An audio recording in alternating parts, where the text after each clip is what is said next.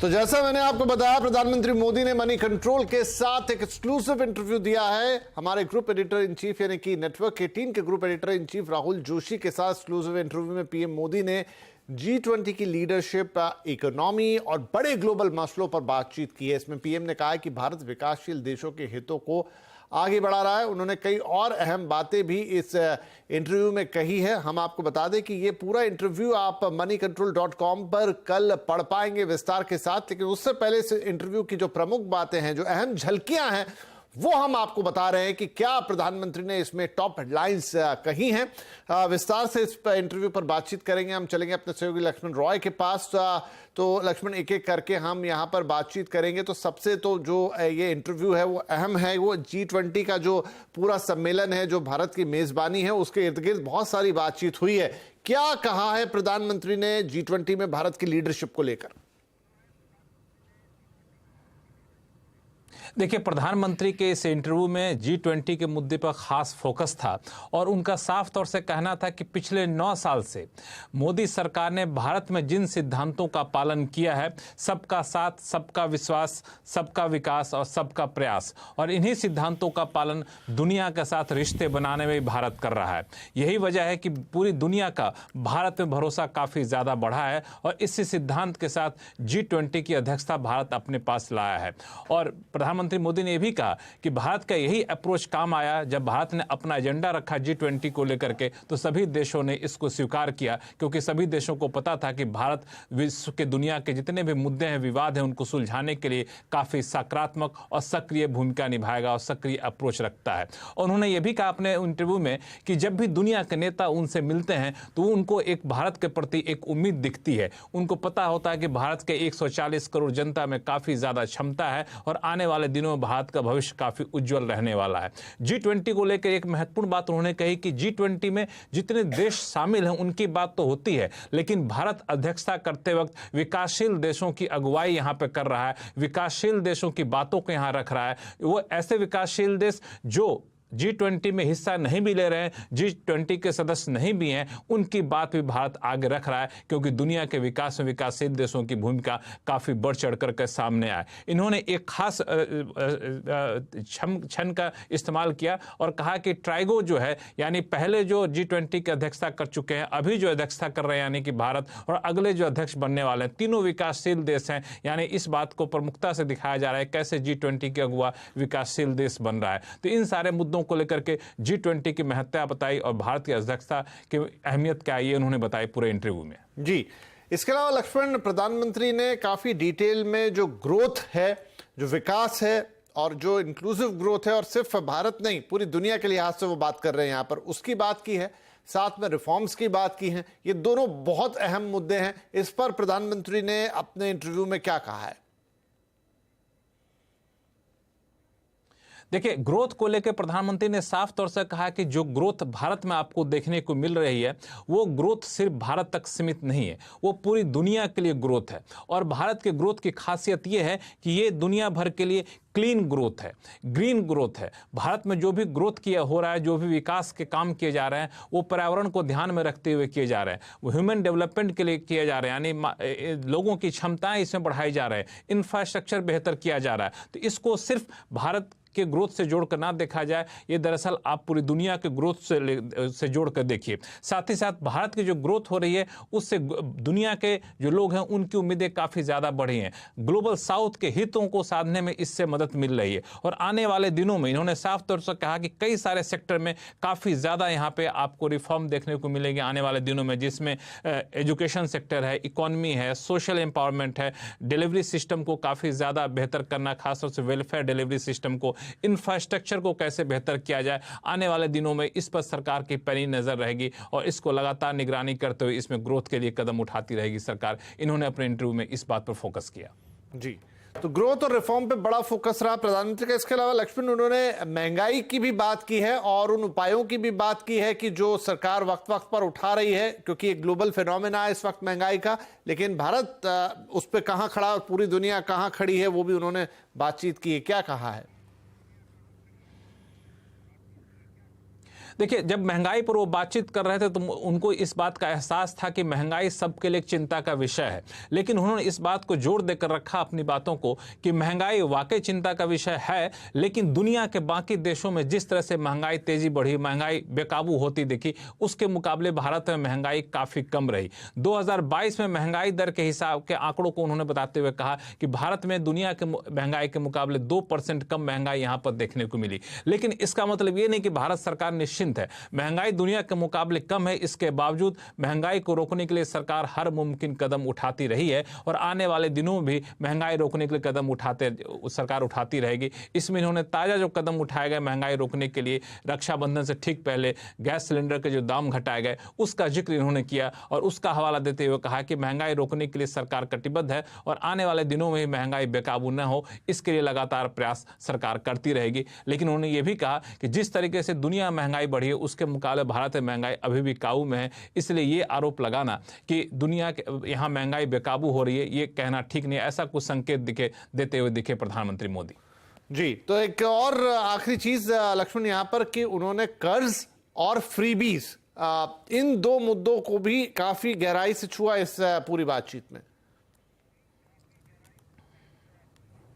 बिल्कुल, यहाँ पे कर्ज और फ्रीबीज को लेकर के मुझे लगता है कि उनकी चिंता बहुत गहरी चिंता थी। उन्होंने कहा कि अलग अलग प्लेटफॉर्म पर भी हम इस चिंता को जता चुके हैं और इसको देखना चाहिए, क्योंकि अगर दुनिया के किसी भी देश में किसी भी कोने में आर्थिक संकट होता है तो वहीं तक सीमित नहीं रहता। आजकल दुनिया इतनी तेजी से फैलती है खबरें कि दूसरे देश भी तक खबर पहुंच जाती है और फिर दूसरे देश इसको लेकर सतर्क हो जाते हैं। कहीं ना कहीं उनके मन में श्रीलंका जैसे हालात की भावना थी कि वहां पर जिस तरीके से आर्थिक संकट हुआ उससे बाकी देश भी सतर्क हो गए और उनका साफ तौर से कहना था कि फ्रीबी जैसे चीजों से तत्काल भले ही फायदा दिखता हो लेकिन आगे चलकर इसका काफी ज्यादा नुकसान होता है। इसीलिए वित्तीय अनुशासन रहना चाहिए, वित्तीय रूप से गैर जिम्मेदाराना कदम नहीं उठाना चाहिए और इस बात को हर किसी को समझना चाहिए। हालांकि उन्होंने इस बात पर संतोष जताया कि अब धीरे धीरे जनता भी इस चीज को समझ रही है, यानी फ्रीबीज के नुकसान कितने होते हैं ये भी जनता समझ रही है, वित्तीय रूप से गैर जिम्मेदार होने के नुकसान क्या होते हैं ये भी जनता समझ रही है। लेकिन इस वक्त इनका यह कहना कि फ्रीबीज से काफी ज्यादा नुकसान होता है, एक तरफ से इशारा इस तरफ भी कर रहा है कि चुनाव अब आने वाले हैं, चुनाव से फिर पहले कई राज्य अपने यहाँ फ्रीबीज की घोषणा करते हुए दिखेंगे, तो ऐसा करने से बचना चाहिए। एक नसीहत देते हुए प्रधानमंत्री अप्रत्यक्ष तौर पर इस इंटरव्यू में दिखे। जी, बहुत शुक्रिया लक्ष्मण इस अपडेट के लिए, इस पूरी जानकारी के लिए, इस पूरे एक्सप्लेनेशन के लिए। तो प्रधानमंत्री नरेंद्र मोदी का, जैसा हमने कहा, ये interview exclusive, super exclusive interview आप देख रहे हैं तस्वीर, जहां पर नेटवर्क 18 के editor in chief Rahul Joshi के साथ वो मुखातिब है और ये पूरी बातचीत हुई है। और ये इंटरव्यू आप moneycontrol.com पर कल विस्तार से पढ़ पाएंगे, लेकिन हम इस वक्त इस इंटरव्यू के प्रमुख अंश आपको बता रहे हैं कि क्या कहा है प्रधानमंत्री ने। कुछ देर पहले हमने इस इंटरव्यू पर ही हीरानंदानी ग्रुप के एमडी निरंजन हीरानंदानी से भी बातचीत की और उन्होंने कहा कि पीएम मोदी के नेतृत्व में हमारा देश आगे बढ़ रहा है, देश में हेल्थ और सोशल सेक्टर में काफी प्रगति की है और महंगाई भी काफी हद तक कंट्रोल में आई है। मेन मुख्य दो बातें हैं। एक, जो इंडिया की, भारत की जो तरक्की हो रही है, जीडीपी ग्रोथ हो रही है, लोगों के लिए हम जो उन्नति प्रगति कर रहे हैं उसमें हमारा देश आगे बढ़ रहा है। बियॉन्ड रीजनेबल डाउट हम समझ सकते हैं कि आज के तारीख में we have won the battle against problems जो हमारे देश को नीचे खींच रहे थे, पहली बात। दूसरी बात कि प्राइम मिनिस्टर मोदी यहाँ G20 में सबको लेकर आए हैं और भी देशों के साथ लेके आए हैं। वो एक बहुत बड़ी बात है कि विश्व के जो प्रॉब्लम्स हैं, पॉपुलेशन के हों, आज यूक्रेन रशिया की जंग है, ये सब बातें पर किया है। लेकिन उनका फोकस कहाँ रहा है कि जो देश में भूख है, जहां हमारा देश हम उसको पूरा कर पाए हैं, हम सबको खाना दे पा रहे हैं, इसके कारण हम जो हमारे पॉपुलेशन 100 करोड़ की है उनको आज के तारीख में स्किलिंग करने के बाद हम ये ऑप्टिमिज्म देख सकते हैं, पॉजिटिव व्यू देख सकते हैं कि हमारे देश की हेल्थ, एजुकेशन और सोशल सेक्टर में जो प्रगति हम करना चाहते हैं, हम पूरा विश्व में ये बांटना चाहते हैं। जैसे कोरोना के समय पर हमने कैसे वैक्सीन सबको दिलाए, आज हम ये इन्फ्लेशन का कंट्रोल कर पा रहे हैं, हमारे देश में प्रगति हम कर रहे हैं, इंफ्रास्ट्रक्चर हम डेवलपमेंट कर रहे हैं, लेकिन हम पूरे विश्व को इसमें साथ में शरीक करके हम करना चाहते हैं। तो ये बहुत बड़ी बात है। वो कह रहे हैं one earth, one family, one future. Future ऐसे नहीं है कि हमारे देश की प्रगति हो और दूसरे देशों की प्रगति नहीं हो। ये बहुत बड़ी बात है। G20 के लक्ष्य में आप देखा जाए तो ये एक सबको साथ लेके जाना चाहते हैं। तो मेरे अंदाज से प्रधानमंत्री मोदी जी का ये G20 का जो मकसद रहा है वो है कि सबको इकट्ठा करके पूरे विश्व में एक इन्फ्लुएंस कर सके। जहां यूनाइटेड नेशंस हम पहुंच नहीं पा रहे हैं, जहां यूनाइटेड नेशंस जो ये मकसद से बनाया गया था कि हमारे विश्व में कोई जंग नहीं हो, वो नहीं कर पा रहे हैं। वो चाहते हैं कि एटलीस्ट ये सेंटर पर इतने देशों के साथ हम एक ऑब्जेक्टिव को पूरा कर सकते हैं। और मेरे अंदाज से वो लीडरशिप जो दिखाई है वो उनको बधाई देना चाहता हूं, क्योंकि ये लीडरशिप एक अलग ही लीडरशिप है जो ईस्ट एंड वेस्ट, नॉर्थ और साउथ को सबको मिलाना चाहता है। ईस्ट और वेस्ट, रशिया को भी साथ में रखना चाहते हैं, अमेरिका और यूरोपियन नेशंस को साथ में रखना चाहते हैं, डेवलपिंग नेशंस को साथ में रखना चाहते हैं, और जो पीछे नेशंस हैं, जो अफ्रीका के जो नेशंस हैं, उनको भी साथ रखना चाहते हैं। तो G20 का प्लेटफॉर्म जो पहले था और आज की तारीख में प्रधानमंत्री मोदी जी जो बनाना चाहते हैं वो बहुत ही ऊंचे दृष्टिकोण से देख रहे हैं। और मैं समझता हूं कि हमारे देश को, भारत को उससे बहुत ही फायदा हो रहा है, क्योंकि सब देश को यहाँ आके जितने भी लोग आए, बहुत लोग आए यहाँ विश्व से, G20 का पूरे साल के अंदर जो प्रोग्राम्स रहे हैं सब देशों में घूमते रहे हैं। तो मेरे अंदाज से ये सब देखने के बाद उनको पता है कि हमारी देश और डेमोक्रेसी और अलग जो प्रगति हो रही है उसमें हमारा देश आगे ही है। सो ये लीडरशिप के लिए भी प्रधानमंत्री जी को बहुत बहुत बधाई है।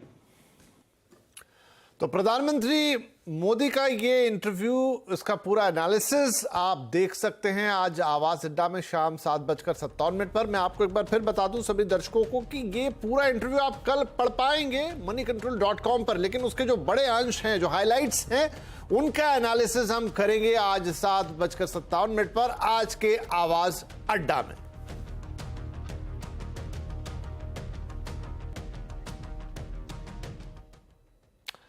और अब बात करेंगे भारत नाम पर मचे बवाल की।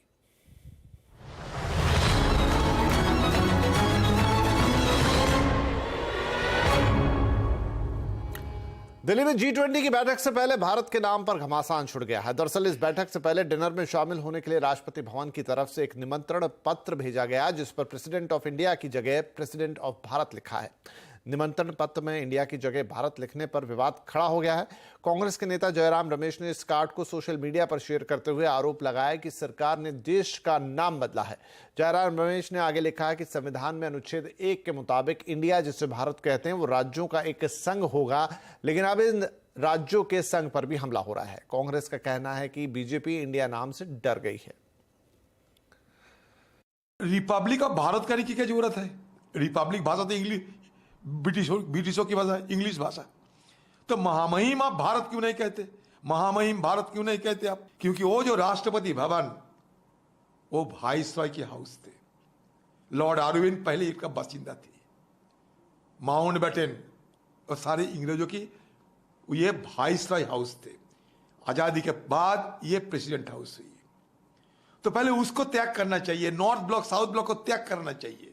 सब भारत बना दो, सब खाली करा दो पहले ही, और जरूरत पड़े तो गोला दागो और उड़ा दो। अगर इतना ही नफरत है इंडिया नाम से। इधर दूसरे विपक्षी दलों ने भी भारत नाम को लेकर बीजेपी पर हमला बोल दिया है। विपक्षी दलों का कहना है कि बीजेपी विपक्षी गठबंधन इंडिया के नाम से डर गई है, इसलिए नए पैंतरे चल रही है। इतने हजारों साल पुराना भारत देश है, इतनी बड़ी पुरानी संस्कृति है, इतना पुराना हमारा देश है, उसका नाम इसलिए केवल बदल के रखा जा रहा है क्योंकि इंडिया अलायंस बन गया और बीजेपी को ये लग रहा है कि थोड़े बहुत 4 वोट इनके कम हो जाएंगे इंडिया अलायंस बनने से, तो वोट कम हो जाएंगे, इसलिए भारत का नाम बदल दो। ये तो देश के साथ गद्दारी है। इस बीच बीजेपी के सांसद हरनाथ सिंह यादव ने संविधान से इंडिया शब्द हटाने की मांग रखी है। उन्होंने भारत के संविधान में संशोधन करके इंडिया को भारत करने की मांग की है। देखिए, मैं ये अभियान नहीं चला रहा हूँ, सारा देश ये चाहता है, तमाम कोनों से ये मांग आ रही है।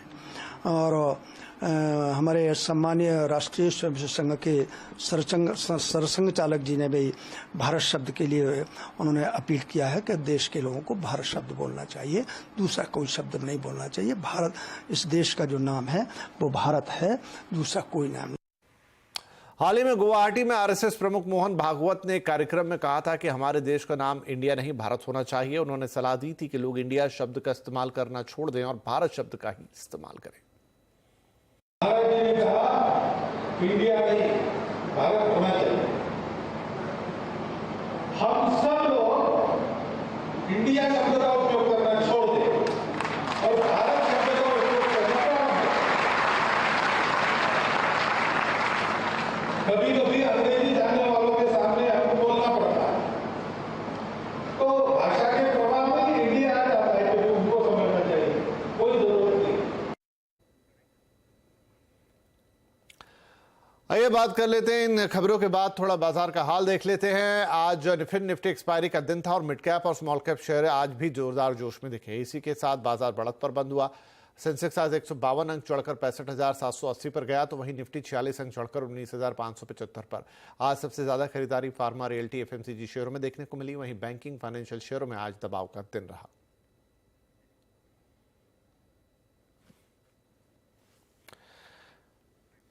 तो यहां पर वक्त है एक छोटे से ब्रेक का, लेकिन ब्रेक के बाद हम बात करेंगे। टीम इंडिया का ऐलान हो गया वर्ल्ड कप के लिए और किसको मिली है जगह, तो कौन हुआ है आउट, पूरा एनालिसिस ब्रेक के बाद।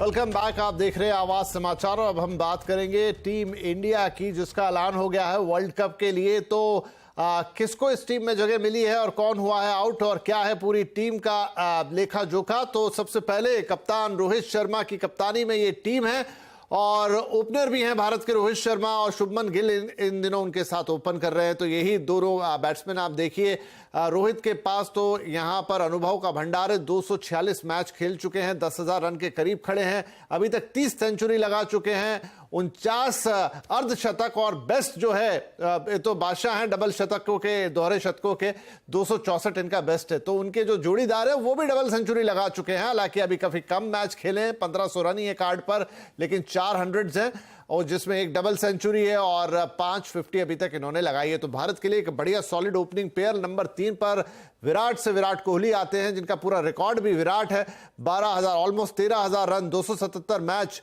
4600, 65 50, 183 इनका बेस्ट रहा है। श्रेयस अय्यर अनुभव कम है लेकिन युवा जोश है, 200 अभी तक लगाए हैं, 1450 मार चुके हैं, 113 इनका बेस्ट रहा है और 44 मैच में 1600 से ज्यादा रन इनके नाम पर है। इसके अलावा सूर्य कुमार यादव T20 के तो चैंपियन है, वनडे में अभी इनको खुद को साबित करना बाकी है, लेकिन जिस तरह के फॉर्म में है तो इनसे काफी उम्मीदें की जा रही। तो ये तो हो गया पूरा जो टॉप ऑर्डर है बैटिंग का, लेकिन इसके अलावा विकेट कीपर बैट्समैन ही है हमारे पास दोनों। देखिए 2 विकेट कीपर हैं, केएल राहुल और ईशान किशन, लेकिन ये बल्लेबाज ज्यादा।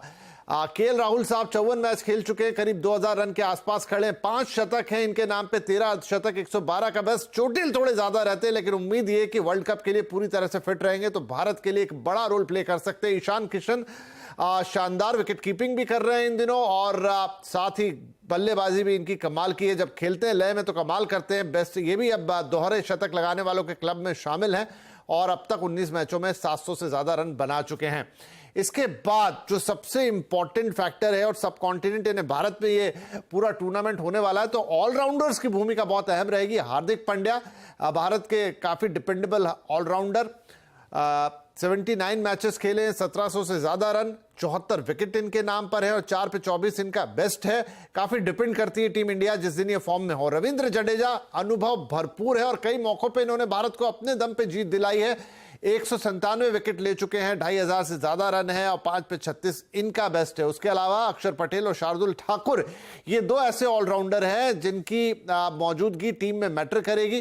अक्षर बैटिंग भी अच्छी कर लेते हैं और बॉलिंग में भी कमाल दिखाते हैं। वहीं शार्दुल ठाकुर की गोल्डन आर्म मानी जाती है कि जब जरूरत होती है विकेट निकाल के देते हैं। तो ये चारों ऑलराउंडर एक अहम भूमिका में रहने वाले हैं टीम के अंदर।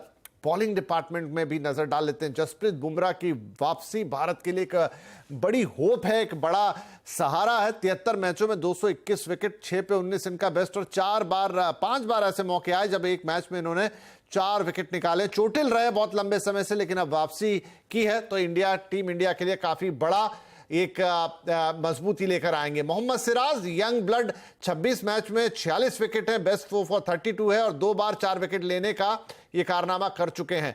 मोहम्मद शमी, ये अनुभव जो है भारतीय टीम के लिए बहुत बड़ा है। 91 मैचों में 163 विकेट, बेस्ट है 5 for 69। लेकिन देखिए 4 विकेट एक मैच के अंदर इन्होंने 9 बार लिए हैं। धारदार है इनकी गेंदबाजी और कुलदीप यादव की फिरकी भी कमाल कर सकती है। तो ये 141 विकेट 86 मैचों में लेकर 6 बार इन्होंने 4 विकेट का हॉल किया है।